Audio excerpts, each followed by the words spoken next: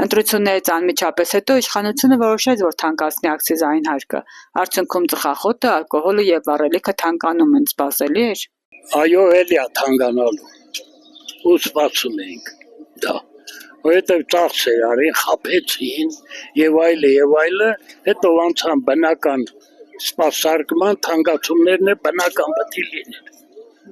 Անխուսափելի է դա։ Էլի ոնց ենք ապրելու, կեսը գնացել է Հայաստանի, կեսն է պետք է գնա։ Այս ժողովուրդը ձեզ ինչ արի, հարգելի իշխանություն։ Արա հենց արեք ձեզ էլ լավերն է, ժողովրդուն էլ լավերն է, էլի։ Մենք այս հողի վից ես ենքոմ չեմ գնալու։ Ես այս իմ հայոց հողի վից ենքոմ չեմ գնալու։ Ուզմա թուրքը գա, ով ուզմա գա, ես կպայքարեմ իմ պայքարը։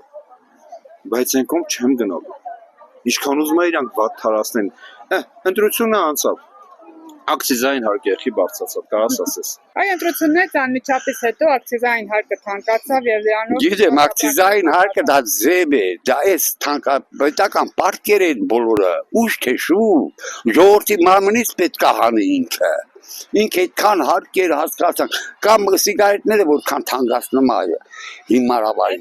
շիբուխը խիար թանկացնում, չէ որ մարդիկ ծխում են դարդից, գոնե մի տեսակ, երկու տեսակ, այժմ սիգարետ պտիրնի, որ մարդը պետք է ծխի, դու ուզում ես 2000 դրամ շինի միտուպը, մարդը դարդից է ծխում, մարդը ինչից է ալկոգոլիկ դառնում, էլի ադբեդի, էլի դարդից կամ նեղությունից կամ վատ սպասելի էր, ես գիտեի դենա ուշ թե շուտ նա օրը գալու է, որ ասենք համաշխարհային բանկը կամ Եվրազիստի բանկերը ասելու նախբեր ջան, դու մենք քեզ տվել ենք այսքան տարով, այսքան տոկոսով բան։ Ինքը գիտես ինձ դեպի կոպիտ բիզնես ան։ 2%-ով համաշխարհային բանկից մի տոկոսով վերցնում է, ժողովրդի վզին դրան 16-20%։ Դա օդից փող աշխատում։ Այդ միլիոնները, բացի դրանց թափված ծախսերը,